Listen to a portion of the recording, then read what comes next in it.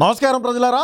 ఉప ముఖ్యమంత్రి పవన్ కళ్యాణ్ కాన్వాయ్ కారణంగా పరీక్షకి ఆలస్యం అయిన విద్యార్థులు అని చెప్పి నిన్న మా ఛానల్లోనూ మాకు సంబంధించి కొన్ని మీడియా యూట్యూబ్ ఛానల్లో అదేవిధంగా ఎవరైతే మా సోషల్ మీడియాలో వర్కర్లు ఉంటారో దాన్ని బాగా వైరల్ చేసేటువంటి ప్రయత్నం అయితే చేసినారో.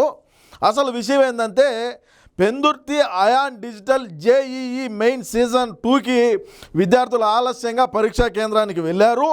30 మంది విద్యార్థులను పరీక్షా కేంద్రానికి వెళ్ళి పరీక్ష రాయకుండా వెనుదిరిగిన విద్యార్థులు పిల్లల భవిష్యత్తు అగమ్యమవుతుందని ఆందోళన వ్యక్తం చేస్తున్న తల్లిదండ్రులు అని చెప్పి మా వాళ్ళు అంటే మా సాక్షి టీవీలో అయితే వేశారో.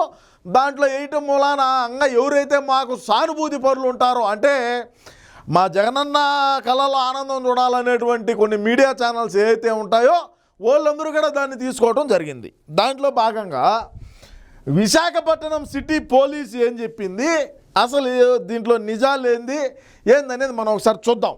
ఏంటంటే పైన పేర్కొన్న పరీక్షల అడ్మిట్ కార్డు ప్రకారం ప్రతి అభ్యర్థి ఉదయం 7 గంటలకు రిపోర్ట్ చేయాలి. మరియు పరీక్షా కేంద్రం యొక్క గేట్ ఉదయం 8:30 గంటలకు మూసివేయబడుతుంది. ఇది కథ. ఏంటంటే ఎవడైతే ఎగ్జామ్ రాయాలో ఆ ఎగ్జామ్ రాసేటువంటి వాళ్ళు 7 గంటలకల్లా రిపోర్ట్ చేయాలంట. కానీ మనం ఏం చెప్పినాం, 8:30 ఏందో అని చెప్పి రాసాం.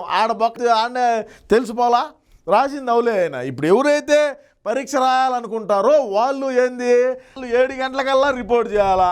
అయితే గౌరవ డిప్యూటీ సీఎం కాన్వాయ్ ఉదయం 8:41కి అంటే మనం ఇటు చెప్పండి, ఎత్తిపోయింది కంపెనీ. 8:30కు గేట్లు మూసేస్తారు, 7 గంటలకే రిపోర్ట్ చేయాలి ఎవడైతే పరీక్ష రాచాడో. అదేవిధంగా చూస్తే గౌరవ డిప్యూటీ సీఎం కాన్వాయ్ 8:41 గంటలకు సదరు జంక్షన్ గుండా వెళ్ళింది. కాబట్టి ఉదయం 8:41 గంటలకు ఆ ప్రాంతం గుండా గౌరవనీయులు డిప్యూటీ సీఎం కదలికకు ఉదయం 7 గంటలకు రిపోర్ట్ చేయాల్సిన విద్యార్థులు ఆలస్యంగా రావడాన్ని ఎటువంటికి సంబంధం లేదని స్పష్టంగా తెలుస్తుంది. అవులే అని తెలిసిపోలా, యాండో 7 గంటలకు రిపోర్ట్ చేయాలా, 8:30 గేట్లు మూసేస్తాయి. 8:41కి పవన్ కళ్యాణ్ గారి కాన్వాయ్ వెళ్ళింది. దీన్ని ఎత్తుకొని పోయి మన సోషల్ మీడియాలో మన అవులై పత్రిక, మన అవులై పుత్రిక అయిన సాక్షిలో వేసుకొని ఇష్ట ప్రకారం డబ్బులు కొడుతుంది. ఎవడు దేక్తాడు?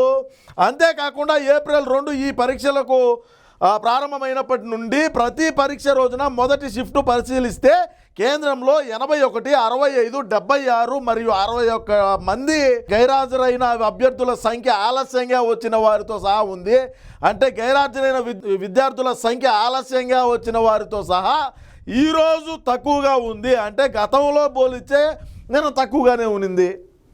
మనం ఏంది చెప్తాము ఏందనేది అర్థం లేకుండా మాట్లాడితే పరీక్షార్థులు సర్వీస్ రోడ్డు పక్కన ఉన్న పైన పేర్కొన్న పరీక్షా కేంద్రాన్ని స్వేచ్ఛగా వెళ్ళాలా చూసేందుకు ఉదయం 8:30 గంటలకు వరకు BRTS రోడ్డు మరియు గోపాలపట్నం పెందుర్తి సర్వీస్ రోడ్లలో ట్రాఫిక్ను నిలిపివేయలేదు. ఇది కథ. ఇంక చెప్పినైనా ఏం మాట్లాడతాము, ఏం మాట్లాడలేము. ఇది కథ అయిపోయా. మనమేమో మన అవులే పత్రికలు పుత్రికలు ఉన్నాయని చెప్పి పవన్ కళ్యాణ్ గారు ఏదో చేసినారు. పవన్ కళ్యాణ్ గారు ఈరోజు పరీక్షా కేంద్రానికి ఈ విధంగా ఆలస్యంగా వచ్చేట్టుగా చేసినారు.